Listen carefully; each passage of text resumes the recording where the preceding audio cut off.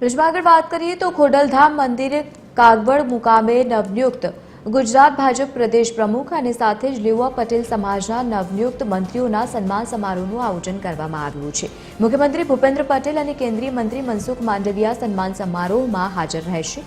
આજે સવારે 8:30 કલાકે આ સન્માન સમારોહનો પ્રારંભ થઈ ચૂક્યો છે।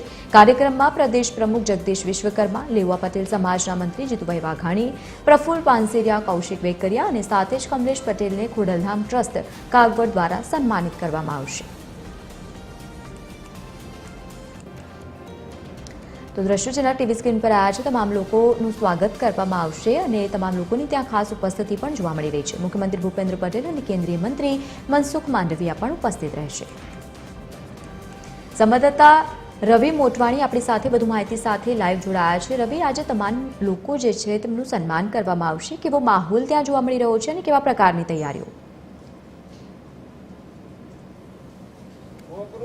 જી જરૂરથી જણાવી દઉં, કાગવડ ખાતે આજે જે ખોડલધામનું મંદિર છે ત્યાં આજે કાર્યક્રમ યોજાય છે, સન્માન સમારોહ કાર્યક્રમ યોજાય છે। નવા પ્રદેશ પ્રમુખ તેમજ લેવા પટેલ સમાજના મંત્રીઓ છે તેનો સન્માન સમારોહ યોજાવાનો છે। ત્યારે મુખ્યમંત્રી ભૂપેન્દ્ર પટેલની અધ્યક્ષતામાં કાર્યક્રમ યોજાવાનો છે અને ટ્રસ્ટી નરેશભાઈ પટેલ સહિતના આગેવાનો દ્વારા તડામાર તૈયારી કરી દેવામાં આવશે। પાટીદાર સમાજના અગ્રણીઓ આપણી પહોંચી ગયા છે અને કયા પ્રકારની તૈયારી છે, ભરતભાઈ બોગરા આપણી સાથે છે, તેમની સાથે જ વાત કરવાનો પ્રયાસ કરીશું। ભરતભાઈ, કેવી તૈયારી છે, શું કહેશો આજે? ખોડલધામ ટ્રસ્ટ કાગવડે આજે મુખ્યમંત્રીની અધ્યક્ષસ્થાન અને કેન્દ્રીય મંત્રી મનસુખભાઈની અધ્યક્ષસ્થાનમાં પ્રદેશ ભાજપના અધ્યક્ષ જગદીશભાઈ વિશ્વકર્મા અને નવનિયુક્ત સમાજના 4 મંત્રીશ્રીઓનો સન્માનનો કાર્યક્રમ રાખ્યો છે। સમાજના વડીલો, ઉદ્યોગપતિ, આગેવાનો અને સૌ ટ્રસ્ટીઓ ઉપસ્થિત છે। સવારે 9 વાગે સમગ્ર સમાજના બહેનો, ભાઈઓ મોટી સંખ્યામાં અહીંયા આગેવાનોને શુભકામના પાઠવવા પધાર્યા છે।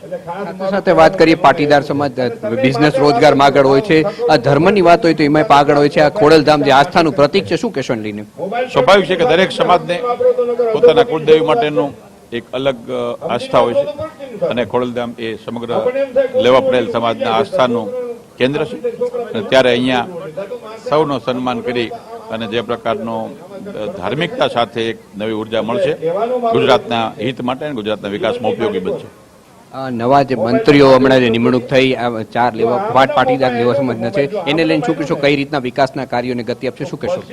સ્વાભાવિક છે કે એક સમાજના યુવાનોને મંત્રી તરીકે તક આપતા હોય ત્યારે સમાજનો ઉત્સાહ હોય, આનંદ હોય અને એમને પણ મેં અહીંથી શુભકામના પાઠવીએ છીએ કે એમની કારકિર્દીમાં ખૂબ સફળ થાય અને ગુજરાતના વિકાસમાં એમનું મોટું યોગદાન આપે।